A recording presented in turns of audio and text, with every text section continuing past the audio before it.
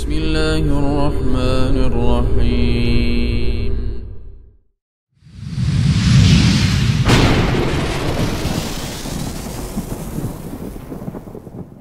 Bismillahirrahmanirrahim. Assalamualaikum warahmatullahi wabarakatuh. Alhamdulillahi wassalatu wassalamu ala asyrafil anbiya'i wal mursalin ala nabina Muhammadin sallallahu alaihi wa ala alihi wa sahbihi wasallam. Ashhadu an la ilaha illallah wahdahu la syarika lah wa ashhadu anna Muhammad abduhu wa rasuluhu la nabiyya ba'd. Qala Allah ta'ala fi kitabihil karim, ya ayyuhalladzina amanu taqullaha haqqa tuqatih fala tamutunna illa wa antum muslimun. Wa qala Allah subhanahu wa ta'ala, ya ayyuhalladzina amanu taqullaha wa qulu qawlan sadida yuslih lakum a'malakum wa yaghfir lakum dhunubakum wa man yuti'illaha wa rasulahu faqad faza fawzan 'azima. فإن أصدق الحديث كتاب الله وخير الهدي هدي نبينا محمد صلى الله عليه وعلى آله وصحبه وسلم وشر الأمور محدثاتها فإن كل محدثة بدعة فإن كل بدعة ضلالة فإن كل ضلالة في النار أعاذني وإياكم من النار. Alhamdulillah, segala puja dan puji syukur kita panjatkan hanya kepada Allah Subhanahu wa taala Rabbal Alamin, serta salawat dan salam selalu curahkan kepada baginda Nabi kita Muhammadin sallallahu alaihi wa ala alihi wa sahbihi wasallam, kepada keluarganya, kepada para sahabatnya, juga orang-orang yang mengikuti dan mencintainya ila yaumil qiyamah. Allahumma inna nas'aluka ilman nafi'an wa rizqan thayyiban wa amalan mutaqabbala. Ya Allah, kami memohon kepadamu ilmu yang bermanfaat, rizki yang baik, dan amalan yang diterima di sisi Allah Subhanahu wa taala. Para hadirin, bapak-bapak, ikhwan yang dimuliakan dan dirahmati Allah Subhanahu wa taala, alhamdulillah hari ini Allah pertemukan kita di masjid ini. Semoga Allah jadikan pertemuan kita barokah, dijadikan ilmu yang bermanfaat, dan semoga Allah Subhanahu wa taala jadikan ini salah satu sebab agar kita dimudahkan masuk ke dalam surga Allah Subhanahu wa taala. Man salaka tariqan yaltamisu fihi ilm, sahalallahu lahu bihi tariqan ilal jannah. Barang siapa yang menempuh jalan mencari ilmu agama, Allah akan mudahkan dengannya jalan menuju surga. Jalan menuju surga dengan belajar ilmu agama. Seseorang tidak akan pernah dimudahkan ke surga kalau dia tidak dimudahkan belajar ilmu agama. Maka itu Imam Ibnu Taimiyah mengatakan, tidak akan pernah seseorang itu akan duduk di taman-taman surga akhirat jika dia tidak duduk di taman-taman surga dunia. Taman surga dunia yang dimaksud adalah majelis zikir, majelis ilmu, majelis yang menyebutkan perkataan Allah dan hadis-hadis Rasulullah SAW. Dari itulah Rasulullah SAW mengatakan dalam sebuah hadis, "Idza marartum bi raudhi min riyadil jannah farta'u." Kata Rasulullah SAW, kalau kalian lewat dari taman-taman surga, maka mampirlah. Maka para sahabat berkata, "Ya Rasulullah, apa itu taman surga?" Rasulullah mengatakan, majelis zikir, majelis ilmu, majelis tentang zikir mengingat Allah Subhanahu wa taala. Alhamdulillah, Bapak-bapak, ikhwanu fiddin wa akhwatu fillah rahimani wa rahimakumullah, terlebih lagi di masjid ini sudah menyediakan bagi kita kajian-kajian ilmiah di setiap minggu berulang. Ini kesempatan bagi kita belajar ilmu agama. Jika kita ada waktu, kita hadir, kita duduk, hanya sekedar duduk saja. Duduk, dengar, lalu pulang, duduknya kita dianggap sebagai zikir. Duduknya kita menggugurkan dosa.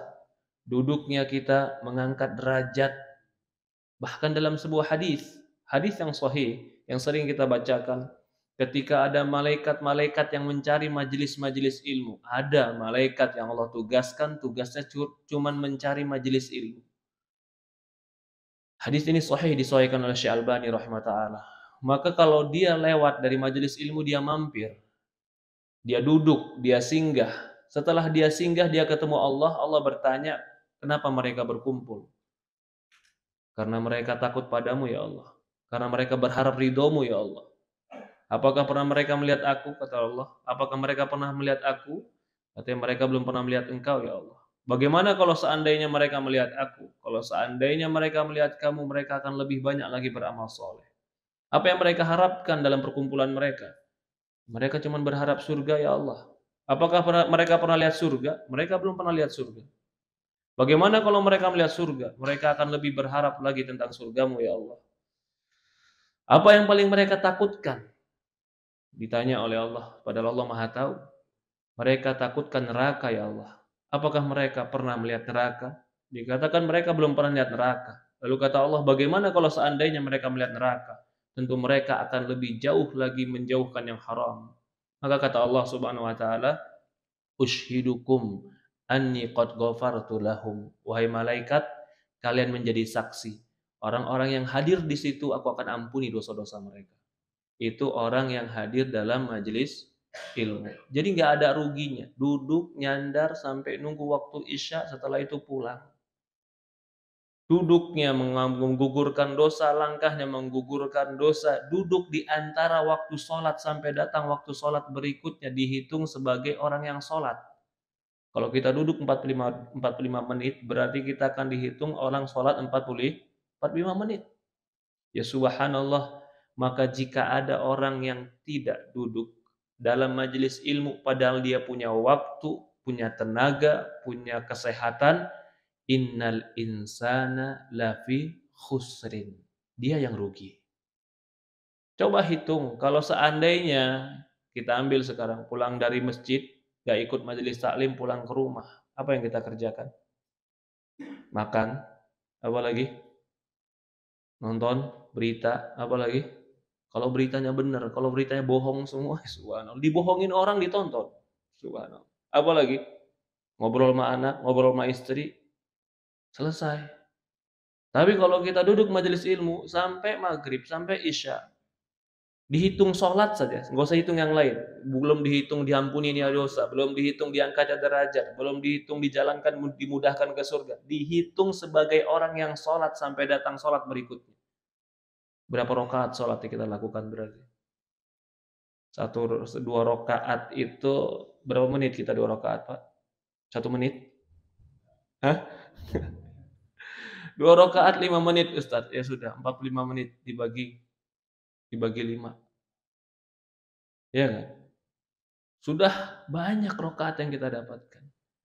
Maka duduk di majelis ilmu nggak pernah rugi, siapapun ustadznya. Jangan dibilang kalau ustadznya dari Timur Tengah pahala lebih besar, ustadz. Nggak tahu deh kalau begitu ada dalilnya apa enggak. Siapapun, yang penting yang dibicarakan adalah Al-Quran dan sunnah Rasulullah SAW. Yang diagungkan adalah Rasulullah. Allah yang diagungkan. Yang penting itu majelis ilmu.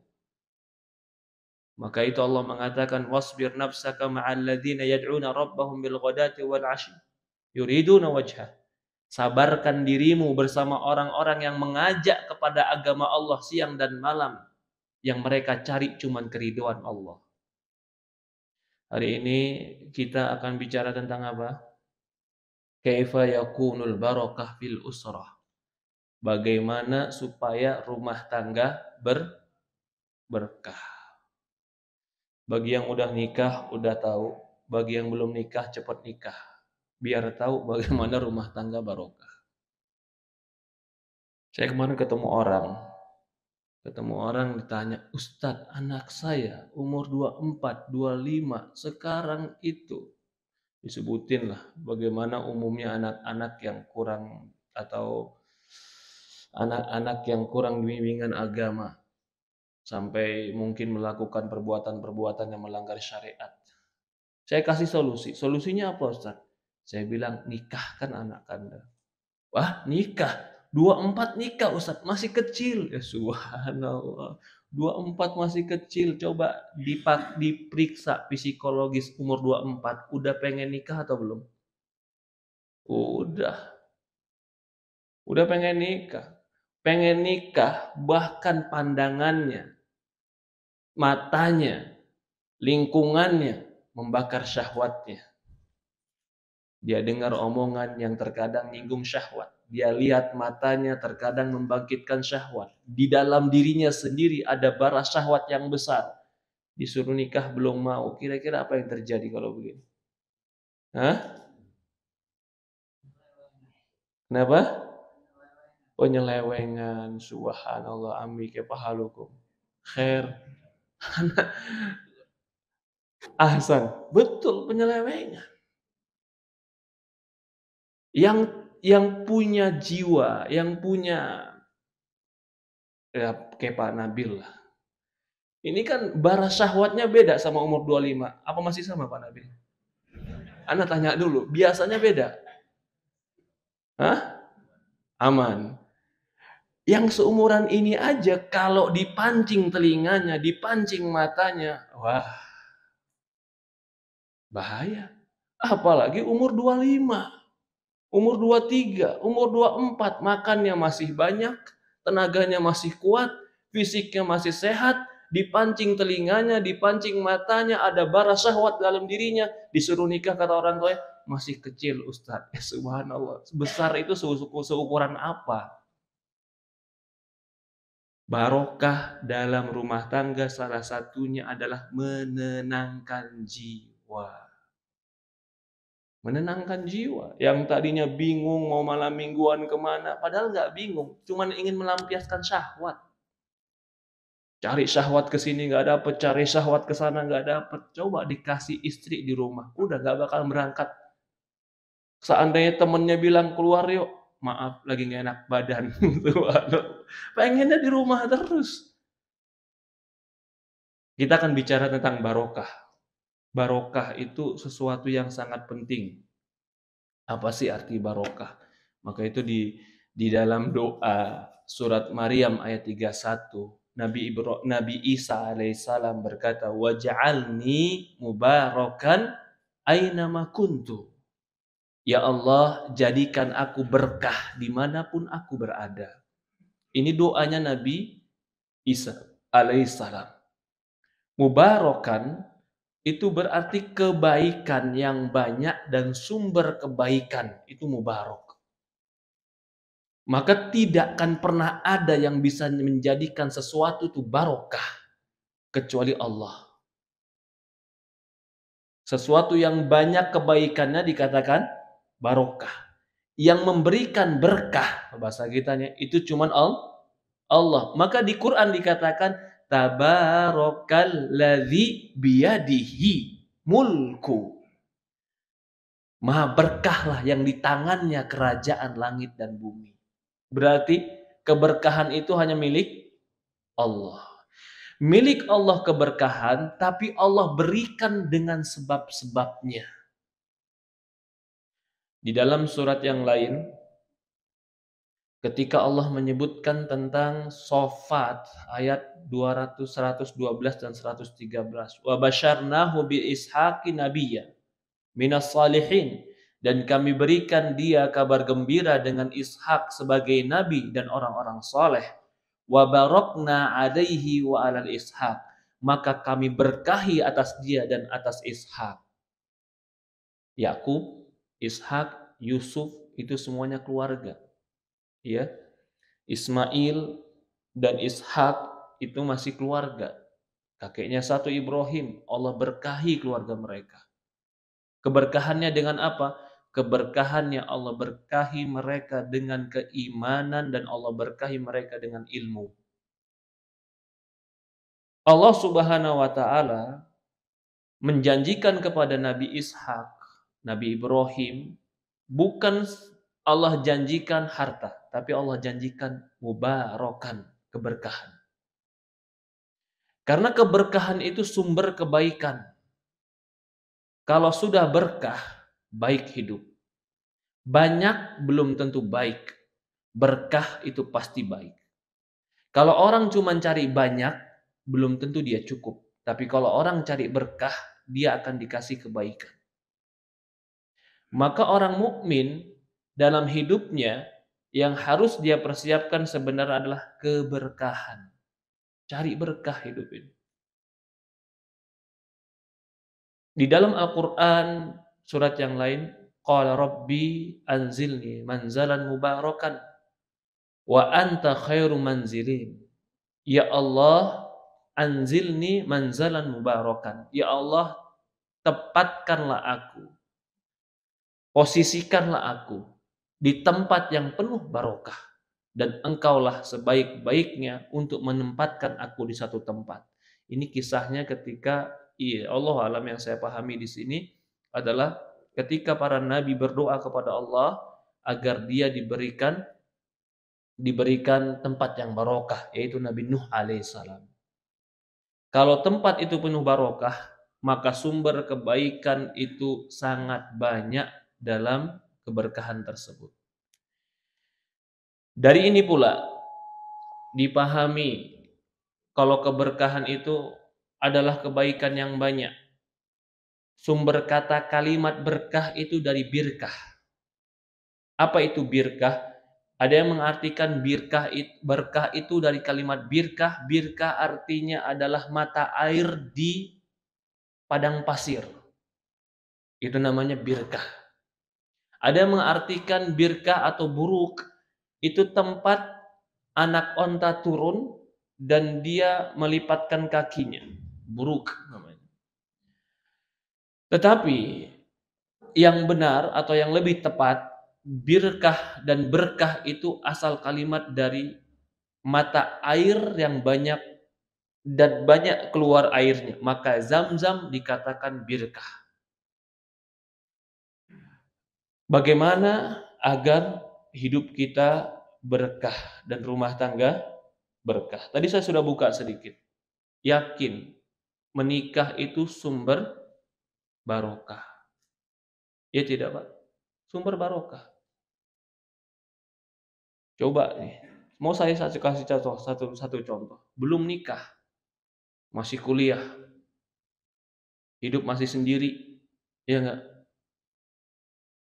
Apa yang terjadi buat hidup? Buat makan sendiri aja udah habis. Hidup pun cukup buat sendiri. Begitu sudah menikah, yang tadinya cuman punya motor, bisa upgrade motor lebih bagus. Yang tadinya belum punya rumah, ngontrak rumah, bisa beli rumah. Kenapa?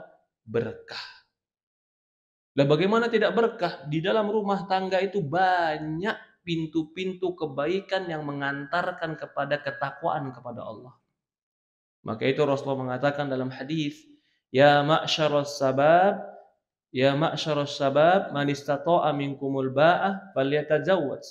Wahai para pemuda, barang siapa yang mampu menikah di antara kalian, menikahlah. Fa innahu aghaddu lil basar, karena menikah lebih menundukkan pandangan. Wa ahsanu lil faraj, lebih menjaga kemaluan. Faman lam yastati', barang siapa yang tidak mampu, fa alaihi bisawm, fa innahu lahu wija, maka itu akan menjadi tameng bagi dia. Langsung saja. Jadi nggak ada ikhtilaf nih kita nih. Rumah tangga sebab barokah. Barokah dari akhlak, barokah dari rizki, barokah dari amal rumah tangga. Nah sekarang kita mau tanya atau kita mau bahas bagaimana agar rumah tangga menjadi berkah. Yang pertama, masukkan di dalam rumah tangga kita al-kalimatut thayyibah. Kalimat-kalimat yang baik. Jangan ada dalam rumah tangga kalimat-kalimat yang tidak baik. Nasallallahu salamah wal afiyah. Semoga Allah jaga kita. Mathalu kalimatun thayyibah kasyajaratin thayyibah asluha thabitu wa far'uha fis sama', kata Allah. Perumpamaan kalimat yang baik seperti pohon yang baik. Asluha thabit, akarnya kokoh, wa far'uha fis sama', cabang yang menjunjung tinggi ke langit. Tu'ti ukulaha kullu hin, akan mendatangkan buah-buahan yang banyak. Allah umpamakan kalimat yang baik bagaikan pohon yang penuh barokah. Akarnya menancap ke bawah, rantingnya naik ke atas, cabang-cabang yang mengeluarkan pepohonan dan mengeluarkan buah-buahan. Tu'ti ukulaha. Kapan saja kamu mau ngambil, bisa. Apa asalnya? Kalimatun thayyibah. Maka dalam rumah pun harus seorang mukmin menjadikan rumahnya diawali dengan kebaikan, membiasakan ucapan baik di dalam rumah. Jangan ada syatam, jangan ada cacian, jangan ada makian, jangan ada hinaan. Ya subhanallah. Apalagi sampai kalimat-kalimat naudzubillah. Kalimat-kalimat laknat. Seseorang yang melaknat keluarganya, pada hakikatnya dia telah melaknat dirinya sendiri. Kenapa? Karena dia berada di tengah orang yang sedang dia laknat. Suatu hari Rasulullah SAW ketika ada onta itu dilaknat, Rasul mengatakan la tusahib, jangan berjalan bersamaku onta yang dilaknat. Lah bagaimana dia mau jalan? Ini onta dia laknat lalu dia naik di atas yang terlaknat. Berarti apa? Dia pun akan celaka sebagaimana dilaknat. Dia hidup bersama anaknya, bersama istrinya, bersama keluarganya. Tapi dia sendiri menghancurkan dengan ucapan-ucapannya. Al-kalimatun thayyibah. Kalau kalimat itu baik, maka suasana baik, keadaan baik, optimisme baik, doa pun baik. Tapi kalau ucapannya jelek, hubungan jelek, keadaan jelek, bahkan kenyamanan hilang. Al-kalimatun thayyibah. Walaupun sebagian ulama jelas mengatakan kalimatun thayyibah yang paling tinggi dan paling baik dari ucapan adalah ucapan la ilaha illallah. Itu ucapan paling tinggi. Maka di dalam rumah pun harus tinggikan kalimat la ilaha illallah. Loh, maksudnya gimana Ustadz meninggikan kalimat la ilaha illallah? Kau harus jadikan kalimat la ilaha illallah itu kokoh dalam rumah tanggamu. Tidak ada yang berhak diibadahi, disembah kecuali Dia, hanya Allah. Itu harus jadi peraturan dalam rumahmu. Jadi jangan dikira Ustadz kalimat la ilaha illallah paling tinggi, berarti nanti saya bikin tulisan, dipajang, dikasih bingkai la ilaha illallah paling tinggi di atas rumah. Bukan. Maksudnya apa? Maksudnya jadikan rumah tanggamu bertujuan karena Allah. Kenapa nikah? Karena Allah, Ustaz. Kenapa kau jaga anakmu? Kenapa kau kasih makan istrimu? Kenapa kau tegakkan kebaikan di rumahmu? Amar ma'ruf nahi mungkar? Karena ingin mendekat kepada Allah. Ini kalimatun thayyibah yang paling tinggi. Kalau mau rumah tangga barokah, jadikan rumah tangga kita tujuannya Allah. Kalau tujuannya bukan Allah, maka dia tidak akan pernah sampai kepada tujuannya kecuali dia akan merugi dalam keadaan. Kalimat thayyibah, kalimat la ilaha illallah harus ditegakkan dalam rumah. Yaitu tauhid. Tauhid dalam apa? Dalam segala hal. Jadikan Allah tujuannya. Jangan ada di dalam rumah sesuatu yang merusak tauhid kita. Apapun itu. Baik dari keadaan, dari ibadah, dari kebendaan, dari keyakinan. Jangan pernah ada yang merusak tauhid kita kepada Allah. Contoh, ketika rumah dibangun di atas tauhid. Lalu di dalam rumah ada orang melakukan perbuatan-perbuatan yang mencacati tauhid. Rumahnya ditaruh apa contohnya? Ditaruh jimat. Boleh nggak? Nggak boleh. Ini hilang barokah.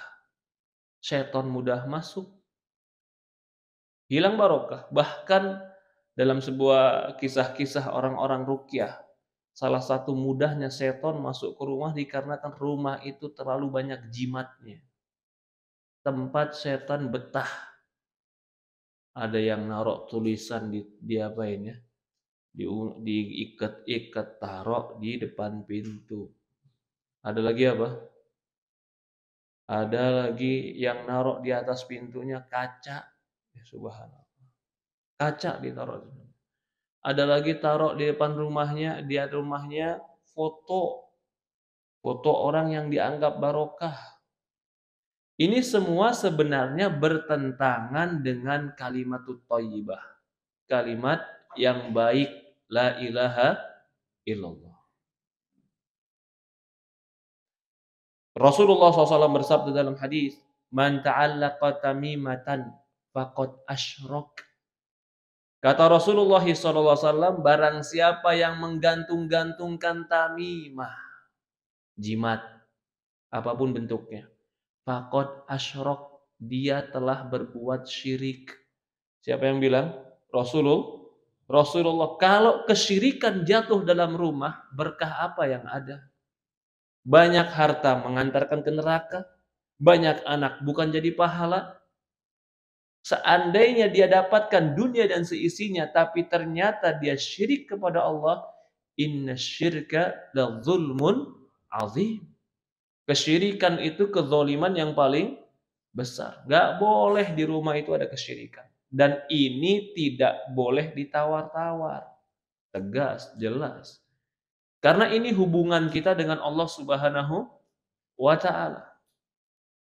Yang berikutnya, itu yang pertama, jauhkan rumah dari kesyirikan dan tegakkan kalimat la ilaha illallah. Kalau kita mau bahas tentang syirik dan tauhid panjang. Tapi intinya kita pun harus tahu tauhid itu apa, syirik itu apa. Jangan ikut-ikutan banyak orang yang ternyata kebanyakan orang juga terjatuh kepada perkara yang tidak benar. Yang berikutnya, agar rumah tangga diberkahi oleh Allah Subhanahu wa taala adalah rumah tangga yang di dalamnya ada rifq. Apa itu rifqi? Rifq itu adalah kelembutan. La yakunu rifqu fi syai'in illa zana wa la yanzi'u rifqu fi syai'in illa syana. Kata Rasulullah SAW, tidaklah sesuatu itu ada, tidaklah kelembutan itu ada pada sesuatu kecuali akan memperindah-nya. Tidaklah kelembutan itu dicabut dari sesuatu kecuali pasti akan memperjeleknya. Lembut dalam rumah tangga penting. Kadang-kadang nih orang, subhanallah, semoga Allah jaga kita, kalau sama konsumen manisnya ucapan, lembutnya luar biasa. Pokoknya kalau sama pedagang yang calon pembeli dia, lembutnya luar biasa. Tapi begitu pulang ke rumah, ketemu istri, ketemu anak, kelembutan hilang, kayak ketinggalan di toko. Ya subhanallah. Sekarang tanya, itu konsumenmu yang kau lembutkan, berapa dia kasih kamu faedah? Ya lumayan Ustaz, 200.000. Oke. Lebih besar ada lagi, 500.000. Oke. Taruhlah konsumenmu kasih kamu faedah 1 juta. Kamu lembut kepada dia. Istrimu dan anakmu kasih kamu faedah berapa? Bisakah dinilai dengan 1 juta? Lah nggak bisa Ustaz. Lebih daripada itu. Yang 1 juta aja kamu bisa lembut. Kenapa yang lebih dari 1 juta kamu nggak bisa lembut? Ya kalau ini kan jarang-jarang ketemu Ustaz. Kalau ini mah tiap hari ketemu. Nah, itulah makanya Rasulullah mengatakan kalau mau lihat akhlak seseorang, tanya sama istrinya. Karena istri orang yang paling tahu tentang akhlak seseorang.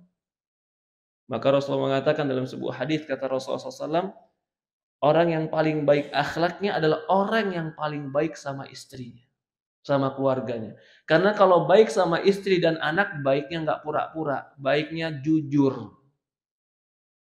Tapi kalau baik sama konsumen, baiknya pura-pura. Coba nggak jadi beli dia. Subhanallah. Udah dibaik-baikin nggak jadi beli. Subhanallah. Ya Rob, kadang-kadang langsung keluar itu kalimat cacian, ya subhanallah. Arifqo, kelembutan dalam rumah tangga mengantarkan ketenangan. Kalau nggak ada kelembutan, nggak ada kebaikan. Marah. Marahnya kenapa? Marah gara-gara kopinya kurang gula. Subhanallah. Kadang-kadang ada orang masalah kecil marahnya besar. Ingin apa? Ingin menunjukkan saya hebat. Sebenarnya bukan marahnya, tapi ingin menunjukkan apa? Saya hebat. Jadi dia pengen marah, ingin menunjukkan kehebatannya. Padahal dia marah depan anak dan istrinya, kasar dengan keluarganya, bukan menunjukkan sedang hebat, menunjukkan sedang tidak bisa menguasai diri.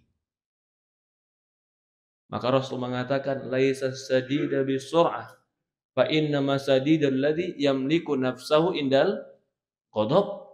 Bukan orang yang kuat itu orang yang menang gulat, tapi orang yang kuat itu orang yang dapat menguasai dirinya ketika marah. Nah, ini hati-hati nih. Rumah tangga yang kaku, yang keras, yang kasar, yang sumbu pendek, gampang marah, hati-hati. Kau akan memecahkan sesuatu yang tidak akan bisa disambung lagi. Kalau kau sudah kepecahkan gelas, pecah itu gelas, kau minta maaf, kau lem lagi itu gelas, tetap aja setiap ngeliat gelas ada bekas. Ini kalau masalah marah dalam rumah tangga, bukan yang muda aja. Yang muda kadang-kadang masih bagus. Kadang-kadang terjangkit juga sama orang-orang yang sudah lama berumah tangga. Ustadz, ibunya cerita. Ustadz tahu dari mana? Saya banyak cerita, Pak. Kalau saya kumpulkan cerita-cerita banyak. Ustadz punya suami gampang marah. Ustadz gimana? Ya kasih ujur bu, udah tua. Padahal orang yang paling berhak kita berikan kelembutan adalah orang yang paling banyak pengorbanan untuk diri kita. Siapa yang paling banyak mengorbankan diri kita? Keluarga kita. Rifqo, kelembutan dalam rumah tangga itu wajib. Tapi kadang ada orang salah paham. Antara lembut dan lemah dia nggak bisa bedain. Loh gimana Ustaz? Kalau kau biarkan istrimu maksiat, melanggar perintah Allah, bahkan dia melakukan sebuah perbuatan dosa, lalu kau biarkan, itu bukan lembut, itu lemah. Beda nggak lemah sama lembut? Lemah. Pokok gitu saya langsung marah-marah, Ustaz. Enggak juga. Kau tetap harus amar ma'ruf nahi mungkar. Amar ma'ruf nahi mungkar, ini kembali lagi, termasuk keberkahan rumah tangga. Kalau tidak ada amar ma'ruf nahi mungkar, sebab salah satu kemurkaan Allah. Tapi amar ma'ruf nahi mungkar itu tidak selamanya dengan kekerasan. Berikutnya, di antara sebab keberkahan rumah tangga adalah menyibukkan di dalam rumah membaca Al-Quran. Baca Al-Quran itu sebab rumah barokah. Dibaca atau digantung Pak Ridwan Qurannya? Hah? Ayat kursi digantung atau dibaca Pak Ridwan? Dibaca. Rumah akan lari seton jika dibacakan surat Al-Baqarah. La taj'alu buyutakum maqabir, kata Rasulullah. Benar ini. Rasulullah mengatakan, jangan kalian jadikan rumah kalian seperti kuburan. Iqra'u fi surat Al-Baqarah. Bacalah surat Al-Baqarah di rumah kalian. Fa inna syaitan tanfir. Seton akan kabur dari rumah yang dibacakan surat Al-Baqarah. Paling enggak dibacakan ayat kursi. Paling tidak dibacakan 2 ayat terakhir surat Al-Baqarah. Al-Quran itu turun untuk dibaca. Maka ada surat Iqra, artinya baca. Apa yang disuruh baca? Al-Quran. Iqra bismi rabbikal ladzi khalaq. Baca dengan nama Allah yang telah menciptakan. Baca di rumah kita Al-Quran. Ada tempat-tempat membaca Quran. Bahkan terkadang kita bareng sama keluarga kita baca Quran. Kalau kita biasakan rumah kita baca Quran, insya Allah barokah. Kebaikan akan banyak, ketentraman akan turun, ketenangan, sakinah, kebaikan akan Allah berikan. Karena Al-Quran itu sumber barokah, sumber rahmat dari Allah, sumber kasih sayang dari Allah. Maka kalau kita sering-sering membaca ayat-ayat Allah dan ucapan-ucapan Allah, akan turun kepada kita keberkahan. Karena Quran itu mubarak. Inna anzalna ilaikal Qur'an mubarak. Kami turunkan kepada kau Quran yang penuh dengan barokah. Dibacakan di rumah surat Al-Baqarah, dibacakan di rumah Al-Quran, rumah akan barokah. Kalau rumah tidak dibacakan Al-Quran, semakin kosong dari Quran, semakin dia seperti kuburan. Kalau kuburan itu tempat apa? Tempat yang gak enak gitu ya. Yang gersang atau apa kuburan itu? Sunyi, yang tapi pasti gak menyamankan, tidak menyenangkan. Coba saja, ini contoh ya. Bapak pergi ke kuburan, sama Bapak pergi masuk ke dalam masjid, beda nggak suasananya? Hah? Beda. Masjid baru lihat terasnya udah adem, enak. Siang-siang. Kuburan baru lihat dari jauh udah angker, serem. Rumah yang nggak dibacakan Al-Quran kata Rasulullah seperti kuburan. Kenapa masjid itu adem, tenang? Karena dihidupkan ibadah di dalamnya, dibacakan Quran di dalamnya. Lah kalau rumah kita pun seperti itu, rumah kita akan Allah Subhanahu wa taala berkahi. Di sini pula menjadi dalil rugi mereka yang tidak bisa baca Al-Quran. Rugi. Zaman sekarang orang kalau nggak bisa bahasa Inggris malu. Wah Ustaz, saya nggak modern dong nggak bisa bahasa Inggris. Harusnya lebih malu kalau nggak bisa baca Quran. Kenapa? Karena bahasa Inggris nggak bakalan ditanya, nggak ada pahalanya, nggak ada dosanya. Kamu bisa juga biasa aja. Buktinya orang di Inggris dari kecil pada bisa bahasa Inggris biasa aja. Tapi Quran kalau kamu nggak bisa, rumahmu aja nggak bisa kamu bacakan Quran. Yang lebih lucu lagi orang zaman sekarang udah nggak pernah baca Quran, nggak bisa baca Quran, tapi meninggal pengen dapat hadiah bacaan Al-Quran. Subhanallah. Jadi akhirnya dia undang sekampung supaya ngadiahin dia bacaan Al-Quran. Egois gak? Baca Quran nggak bisa, baca Quran nggak pernah, nggak mau baca Quran, tapi punya duit. Begitu udah punya duit, tinggal dia bayar orang bacain Quran hadiahnya buat saya. Kamu kira malaikat bisa disogok? Hah? Punya orang dalam ya subhanallah. Ya, kebawa dari dunia kebawa ke akhirat punya orang dalam katanya. Nanti kelamaan berkembang, bukan lagi bayar orang buat baca Quran, bayar orang buat sholat. Maaf, saya lagi nggak bisa sholat, sibuk. Tolong kamu sholat gantiin saya ganti uangnya. Subhanallah. Nggak bisa, ini ibadah. Wa innal insan laisa lil insan illa ma sa'a kata Allah. Tidak ada bagi manusia kecuali apa yang dia usahakan sendiri. Satu hurufnya Quran dilipat gandakan 10 kali lipat. Kalau dia bacakan di rumahnya akan jadi berkah rumahnya. Bahkan di dalam hadis dikatakan Iqra warattil wartaki, bacalah dan tartilkanlah. Fa inna akhir manzilatak, sesungguhnya akhir kedudukanmu di akhirat sesuai dengan akhir ayat yang kau baca di dunia. Jadi semakin banyak ayat yang dia baca semakin tinggi kedudukannya. Kalau nggak bisa baca Quran berarti gimana dia? Rugi. Rugi orang nggak bisa baca Quran. Maka dari itu harus rumah hidupkan dengan Al-Quran. Kalau lagi capek baca, boleh setel murattal, bacaan Al-Quran. Ya, hidupkan rumah dengan Quran, maka akan barokah. Sudah isya ya? Ya, azan dulu. Tafadhol, silahkan. Ya, alhamdulillah wassalatu wassalamu ala asyrafi anbiya'il mursalin ala nabiyina Muhammadin sallallahu alaihi wa ala alihi wa sahbihi wasallam. Ada waktu berapa menit lagi Pak Nabil? 15. Sama pertanyaan. Ayo. 20 menit? Oke, siap. Yang berikutnya, agar dalam rumah tangga kita barokah, al-qanaah, cukup dengan yang halal. Ini yang haram, ya, kalau kita masukkan ke dalam rumah, ini sebab bara dalam rumah kita.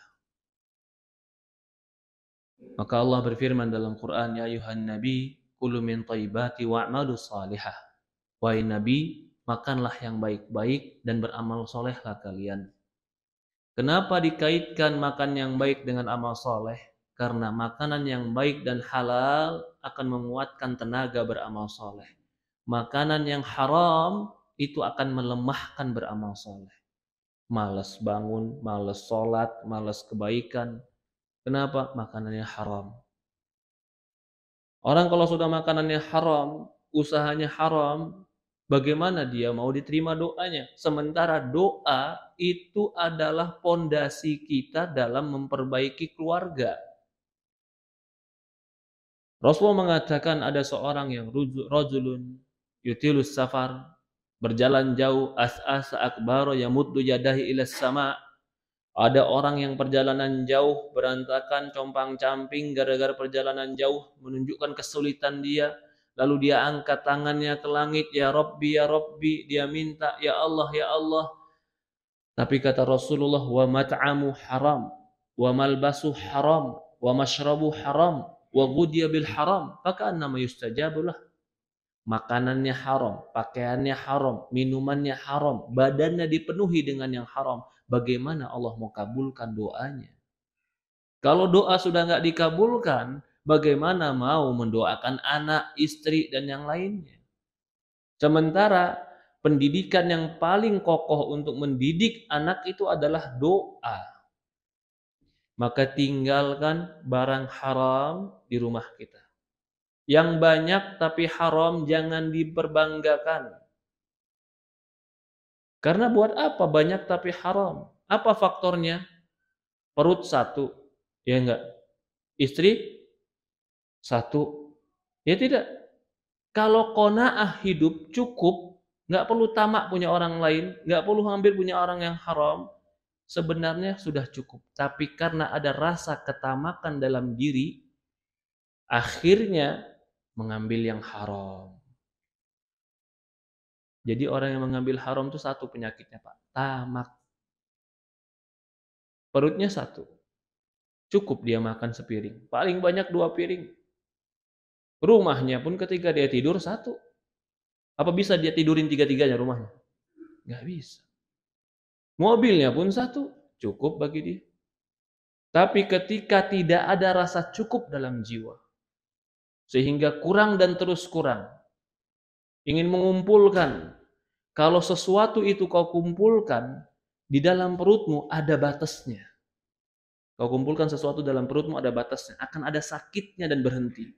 Tapi kalau harta yang dikumpulkan itu tidak akan ada batasnya, karena dia disimpan di kantong yang tidak pernah ada penuhnya. Maka itu Rasul mengatakan, laisa gina an kasratil ard, walakina gina nafs. Kata Rasulullah SAW, bukanlah orang yang kaya itu orang yang bergelimang harta. Orang yang kaya itu yang jiwanya cukup. Nih perhatikan nih. Kalau ada orang bergelimang harta, jiwanya nggak cukup, dia miskin. Karena selalu merasa kurang, merasa kalah, merasa nggak cukup. Kalau sudah ini ada pada diri dia, pasti hidupnya cemas. Orang kalau merasa kurang, merasa nggak cukup, takut habis, cemas nggak?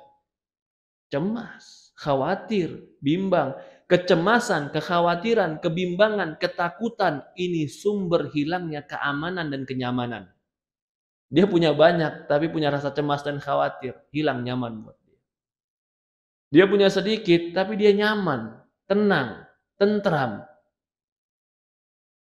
Masya Allah, dia punya sedikit, dimakan sama anaknya, tapi yang halal, anaknya jadi penghafal Quran. Dia punya yang banyak, dikasih anaknya nabrak polisi. Subhanallah, polisi ditabrak sama anak. Pusing nggak hidupnya, Pak? Pusing.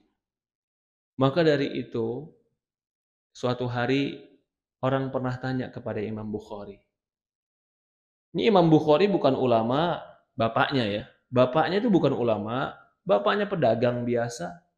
Imam Tirmizi, bapaknya cuma penjaga kebun orang. Cuman ditanya Imam Tirmizi, kenapa kau punya anak yang seperti Tirmizi ini? Dia jaga kebun orang, kebun kurma orang, walaupun ada yang jatuh, dia nggak pernah makan kebun kurma orang itu. Padahal dia yang jaga. Imam Bukhari ketika bapak ditanya, apa yang kau berikan kepada anakmu sehingga anakmu menjadi anak yang soleh, menjadi ulama besar? Tidak pernah satupun yang haram ku masukkan ke dalam mulutnya. Nah ini contoh, ini keberkahan. Akhirnya jadi anak-anak yang soleh, menjadi ulama yang besar. Jangan pernah memasukkan yang haram ke dalam perut anak-anak kita. Jangan masukkan yang haram kepada istri kita. Ini bisa sebab rumah tangga itu hancur. Bisa jadi ini dosa yang akhirnya menjadikan rumah tangga lululantah, berantakan, gara-gara barang yang haram. Lalu bagaimana mencukupi hidup? Kalau kau sudah kenyang perutmu, badanmu sehat, hidupmu tentram, anakmu sehat, sekolah udah kebayar, ada lagi yang kurang? Apa lagi yang kurang? Fabi ayyi ala'i rabbikuma tukadziban. Perut kenyang, badan besar, gemuk pula. Ya kan? Anak sekolah sehat, istri pun sehat, rumah juga punya, seandainya kontrakan juga udah dibayar, apalagi yang kurang?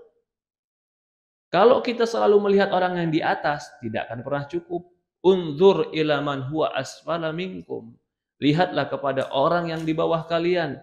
Wala tanzur ila man huwa fawqakum. Jangan sering lihat orang di atas kalian. Dzalika azdar ala tasdaru ni'matullah alaikum. Itu lebih tepat agar kalian bisa mensyukuri nikmat Allah kepada kalian. Yang terakhir, agar rumah tangga barokah. Yang keberapa ini? Yang pertama berarti apa tadi? Kalimat thayyibah, la ilaha illallah, jangan ada kesyirikan. Yang kedua, rifq, kelembutan. Yang ketiga, bacakan Al-Qur'an. Yang keempat, qanaah. Ya, dan qanaah ini cabangnya cukupkan dengan yang halal. Itu qanaah. Yang kelima, istighfar.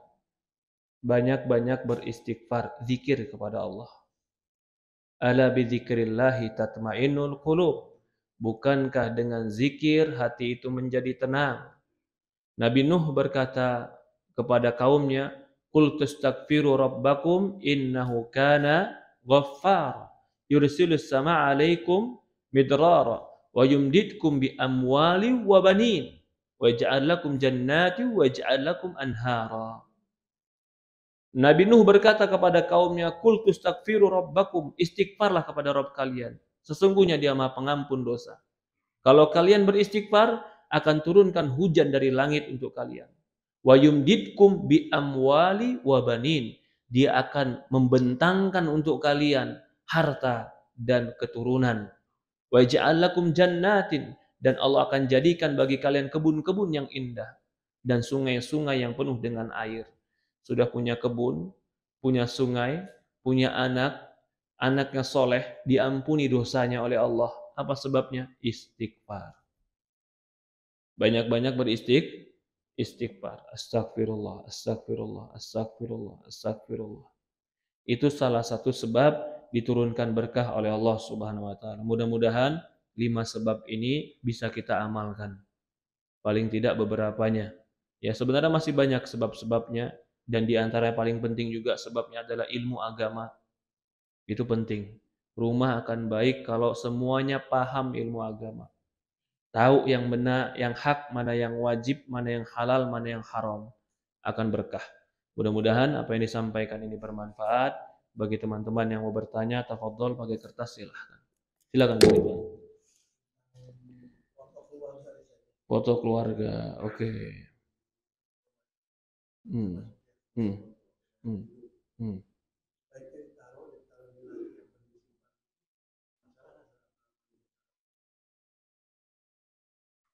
Di dalam hadis yang sahih Rasulullah mengatakan fa innal malaikah la tadkhulu baitan fi suwar wala kalb.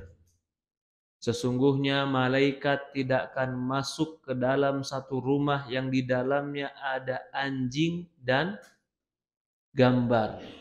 Jadi kalau ada orang pelihara anjing dalam rumah, gak bakal masuk malaikat rumah. Di dalam juga diantaranya adalah ada gambar. Suatu hari Aisyah pernah menggantungkan di tembok rumahnya kain yang bergambar. Maka ketika itu Rasulullah sebelum masuk berubah wajahnya dan gak mau masuk. Maka Aisyah radhiyallahu anha langsung menurunkan gambar itu di bawah diletakkan. Lalu Rasulullah menyebutkan hadis tadi. Sesungguhnya malaikat tidak akan pernah masuk di dalam rumah yang di dalamnya ada gambar dan anjing. Gambar yang bagaimana maksudnya? Nah, di sini gambar itu ada gambar yang berupa foto atau lukisan atau sama juga patung. Patung itu juga dalam bahasa Arab bisa dikatakan surah. Baik itu patung apa ya? Patung-patungan, kecuali boneka. Sebagian ulama masih membolehkan boneka. Tapi kalau patung tidak dibolehkan. Nah, bagaimana tentang gambar ini? Maka yang benar gambar pun jangan dipajang. Jangan dipajang. Karena itu sebab malaikat tidak akan masuk ke rumah. Dalam sebuah riwayat hadis yang lain dikatakan, orang yang membuat gambar yu'adzabu biha yaumul qiyamah. Orang-orang yang membuat gambar yang menyerupai ciptaan Allah, dia akan diazab dengan gambarnya di yaumul qiyamah. Wa yu'maru an yunfukhu fi ruh. Dia diperintahkan untuk meniupkan ruh kepada gambar-gambar yang telah dia buat. Walaysa binafikh. Dia tidak akan pernah bisa meniupkan ruh kepada gambar tadi. Jadi intinya tidak boleh meletakkan gambar dipajang di tembok-tembok rumah. Itu sebab malaikat tidak masuk dalam rumah kita. Karena Rasulullah SAW mengatakan itu merupakan hadis yang sahih Bukhari, sesungguhnya malaikat tidak masuk. Lalu bagaimana? Tadi hadis Aisyah, ketika Aisyah memajangnya, Rasulullah nggak mau masuk. Ketika Aisyah meletakkannya di bawah, sebagian riwayat mengatakan merobeknya, dirobek menjadi dua sehingga tidak menjadi gambar. Aisyah taruh bawah, baru Rasulullah mau masuk. Nah, di sini dalil para ulama mengatakan kalau gambar itu dihinakan maka boleh kalau itu dihinakan. Allahu a'lam. Allah musta'an. Ada lagi yang lain? Tafadhol. Ya, tidak ada. Kita cukupkan. Kurang lebih mohon maaf. Subhanakallahumma wa bihamdi. Subhanallah ilaha illa anta nastaghfiruka wa atubu ilaik. Assalamualaikum warahmatullahi wabarakatuh.